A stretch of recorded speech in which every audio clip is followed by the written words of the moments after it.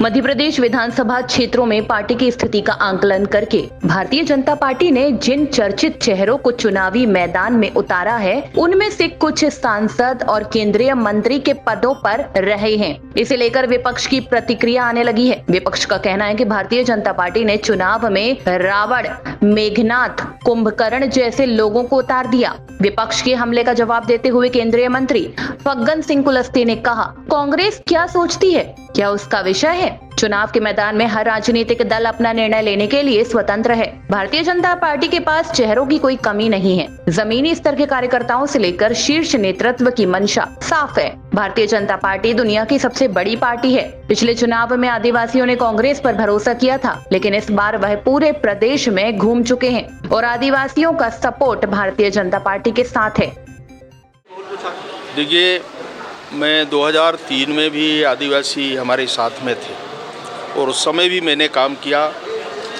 41 से उस समय विधानसभाएं थी, 41 में से हम 36 जीत करके आए। एक सामान्य सीट जो ओपन सीट है उमरिया, वो भी जीते। ऐसे कुल मिलाकर के 37 सीटें जीते। 8 में भी आदिवासियों का बड़ा समर्थन भारतीय जनता पार्टी को मिला, 33 सीटें हम जीते। 13 में भी जीते हम 31 सीट और लगातार हम 3 बार जीते।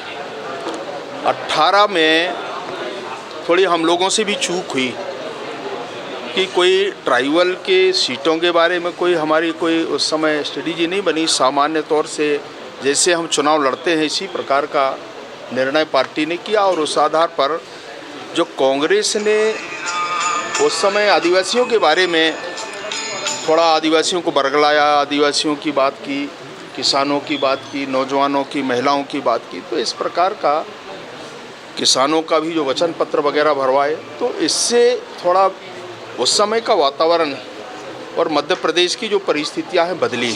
मध्य प्रदेश के लोग थोड़ा कांग्रेस पर विश्वास किया, आदिवासियों ने भी किया और इसके कारण हमको 2018 में नुकसान हुआ। परंतु इस बार मैंने पूरे मध्य प्रदेश को घूमा है तो सबको समझाने का, बताने का भी प्रयास हम लोगों ने किया है कि जिस प्रकार का व्यवहार कांग्रेस करती है अब ये इस बार चलने वाला नहीं है। और इसीलिए जो पुरानी हमारी स्थिति थी कांग्रेस के बारे में या बीजेपी के बारे में अगर कहेंगे तो मैं आज कह सकता हूँ कि जो पुरानी स्थिति जिस प्रकार का बीजेपी के साथ आदिवासियों का समर्थन था, इस बार भी आदिवासी और महत्वपूर्ण काम हमने किया है। जबलपुर में आप देखिए रघुनाथ साय शंकर साय का एक स्मारक म्यूजियम, अभी रानी दुर्गावती का भी करीब 100 करोड़ रुपए खर्च करने का निर्णय सरकार ने किया है।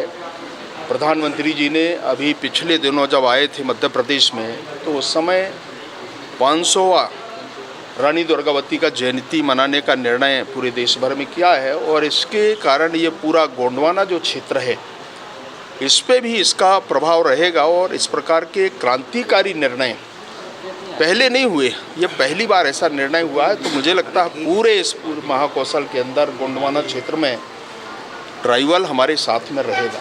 जी, क्या ऐसी जरूरत आन पड़ी कि साथ साथ सांसदों को मैदान में उतारना पड़ रहा? देखिए, ये पार्टी का निर्णय है, कोई ऐसा नहीं। देखिए, कोई भी राजनीतिक पार्टी अपने ढंग से निर्णय करता है और इसलिए पार्टी ने जो भी सोचा है, पार्टी ने कुछ सोच करके निर्णय किया है, इसलिए इस निर्णय पे कुछ कहने की ज़रूरत नहीं है। पार्टी हर राजनीतिक दल अपने तरीके से सोचती है और इस आधार पर ये जो देखिए, प्रत्याशी हमारे पास बहुत है।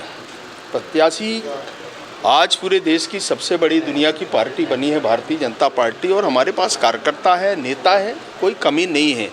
परंतु जब चुनाव का वक्त रहता है, चुनाव में कोई निर्णय करना होता है तो फिर राजनीतिक दृष्टि से विचार करना पड़ता है और उस आधार पर निर्णय हुआ। कांग्रेस रावण, मेघनाथ, कुंभकर्ण जैसे से तुलना कर रही है कांग्रेस के बीजेपी के प्रत्याशियों को, क्या कहना? देखिए, कांग्रेस क्या सोचती है नहीं सोचती है वो कांग्रेस का विषय है। परंतु मैं ये कह सकता हूँ कि भारतीय जनता पार्टी ने मध्य प्रदेश के परिप्रेक्ष्य में जो भी निर्णय है उस निर्णय में हम लोग बहुत सीरियसली विचार करके ये सारे निर्णय धीरे धीरे कर रहे हैं।